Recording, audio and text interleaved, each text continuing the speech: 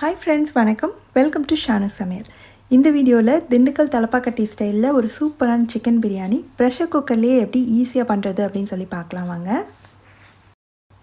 பிரியாணி செய்யறதுக்கு ஸ்டார்ட் பண்றதுக்கு முன்னாடியே 1 கப் அளவுக்கு சீரக சம்பா அரிசியை நல்லா கழுவி எடுத்து ஊற வச்சுக்கலாம். கண்டிப்பா சீரக சம்பா அரிசி தான் தலப்பாக்கட்டி ஸ்டைல் பிரியாணிக்கு வந்து ட்ரை பண்ணனும். அதனால அந்த அரிசி வச்சு நீங்க செஞ்சு பாருங்க. அடுத்து இதுக்கு ஃப்ரெஷ்ஷாக ஒரு மசாலா அரைக்கணும். இந்த மசாலா தான் வந்து இந்த பிரியாணிக்கு ஒரு டிஃப்ரெண்ட்டான டேஸ்ட்டு கொடுக்கக்கூடியது. இந்த மிக்ஸி ஜாரில் இந்த அளவு சைஸில் பட்டை துண்டு, ஒரு 4 ஏலக்காய், 5 கிராம்பு, கொஞ்சமாக கல்பாசி, அப்புறம் ஜாதி பத்திரி கொஞ்சம் சேர்த்துக்கலாம். இது கூட கொஞ்சமாக ஜாதிக்காயை இந்த மாதிரி துருவி சேர்த்துக்கணும். கொஞ்சமாக மட்டும் சேர்க்கணும். ஜாதிக்காய் நிறைய சேர்த்துட்டிங்கன்னா ரொம்ப ஸ்ட்ராங் ஆயிரும் அந்த வாசனை.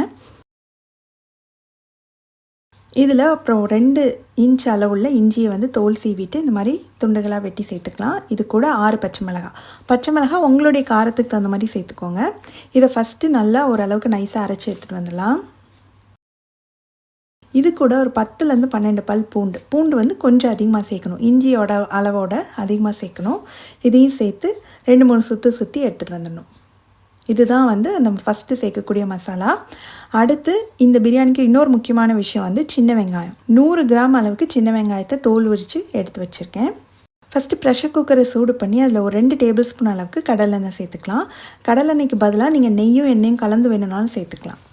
எண்ணெய் சூடானதும் நம்ம ஃபஸ்ட்டு அரைச்சி வச்சுக்கோம் இல்லையா, அந்த மசாலா இதில் சேர்த்து இதோட பச்சை வாசனை போகிற அளவுக்கு நல்லா வதக்கிக்கணும். நல்ல ஒரு வாசனை வரும், அந்த அளவுக்கு இதை வதக்கி விட்டுறணும். நல்லா வதங்கின உடனே நம்ம எடுத்து வச்சுருக்க சின்ன வெங்காயத்தை மிக்சியில் போட்டு 1-2 சுற்றி எடுத்துட்டு அதையும் இது சேர்த்துலாம். இந்த வெங்காயம் இந்த மசாலா எல்லாமே நல்லா வதங்கி ஓரங்களில் எண்ணெய் பிரிஞ்சு வரணும், அந்த அளவுக்கு நம்ம வதக்கிடணும்.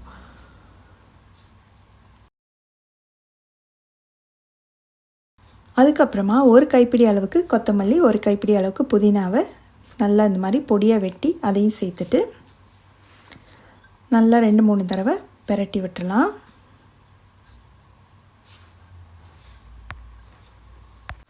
அடுத்து நான் ஒரு 3/4 கிலோ அளவுக்கு சிக்கன் எடுத்துருக்கேன். அந்த சிக்கனையும் சேர்த்துட்டு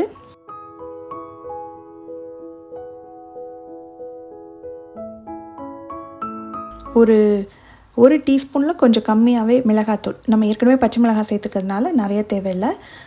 இது கூட கொஞ்சமாக மஞ்சள்தூள் அதை மட்டும் சேர்த்துட்டு இந்த சிக்கனை நல்லா அந்த மசாலாலேயே வதக்கணும்.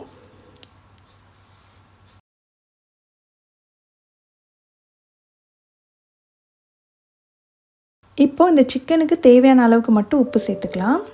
சேர்த்துட்டு இதை நல்லா வதக்கிட்டே இருக்கணும். இது கொஞ்ச நேரம் அப்படியே லேசாக மூடி வச்சிடலாம். வெயிட்லாம் போடலை, குக்கர் மூடியை மட்டும் அப்படியே மூடி வைக்கிறேன். ஒரு 5 நிமிஷம் அப்படியே இருக்கட்டும். இப்போ 5 நிமிஷமாக சிக்கன் வந்து நல்லா வதங்கிட்டே இருந்தது. இது கூட வந்து 1 கப் அளவுக்கு தண்ணி சேர்த்துக்கணும். நான் எந்த கப்பில் அரிசி எடுத்தேனோ அதே கப்பில் 1 கப் தண்ணி சேர்க்குறேன். தண்ணி சேர்த்து நல்லா கலந்து விட்டுட்டு நல்லா கொதிக்கிற வரைக்கும் திறந்தே இருக்கட்டும். நல்லா தண்ணி கொதிக்க ஆரம்பிச்சிச்சு. இப்போ குக்கரை மூடி வச்சு ஸ்டீம் வந்ததுக்கப்புறமா வெயிட் போட்டுட்டு ஸ்டவ்வை சிம்மில் வச்சு ஒரு 10 நிமிஷம் நான் குக் பண்ணிக்க போகிறேன். உங்களோட சிக்கன் சீக்கிரமாகவே வெந்துடும் அப்படின்னு நினச்சிங்கன்னா இந்த குக் பண்ணுற டயத்தை கொஞ்சம் குறைச்சிக்கோங்க. இப்போ 10 நிமிஷம் குக் ஆகி ஸ்டீம்லாம் போயிடுச்சு. சிக்கன் வந்து ஆல்மோஸ்ட் 3/4 பாகத்துக்கு மேலேயே வந்து நல்லா வெந்துருச்சு. இப்போ மறுபடியும் ஸ்டவ் ஆன் பண்ணிவிட்டு நம்ம ஊற வச்சுருக்க அரிசி இருக்கு இல்லையா, அந்த தண்ணியெல்லாம் வடிச்சிட்டு அதை சேர்த்துக்கலாம். அப்புறம் இந்த அரிசிக்கு தேவையான அளவுக்கு உப்பு சேர்த்துக்கணும். சேர்த்து நல்லா கலந்து விட்டுட்டு உங்களுக்கு டவுட்டாக இருந்ததுன்னா இந்த தண்ணியை வந்து நீங்கள் மெஷர் பண்ணி பார்த்துக்கோங்க. சிக்கனெல்லாம் தண்ணியாக எடுத்து வச்சுட்டு இந்த தண்ணி வந்து எந்த அளவுக்கு இருக்குதுன்னு மெஷர் பண்ணிக்கோங்க. 1 பங்கு அரிசிக்கு 1/2 கப் அளவுக்கு தண்ணி இருக்கணும்.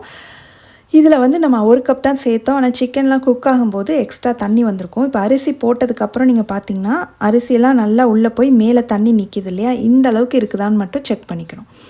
இந்த மாதிரி இருந்ததுன்னா கரெக்டாக இருக்கும் பிரியாணி வெந்து வரும்போது. இப்போது இந்த ஸ்டேஜில் வந்து நீங்கள் உப்பு செக் பண்ணிக்கலாம். கொஞ்சமாக டேஸ்ட் பண்ணி பார்த்தீங்கன்னா உப்பு கொஞ்சம் தூக்கலாக இருக்கணும். அப்படி இருந்ததுன்னா கரெக்டாக இருக்கும் வெந்து வரும்போது. செக் பண்ணி தேவைப்பட்டால் கொஞ்சம் சேர்த்துக்கோங்க.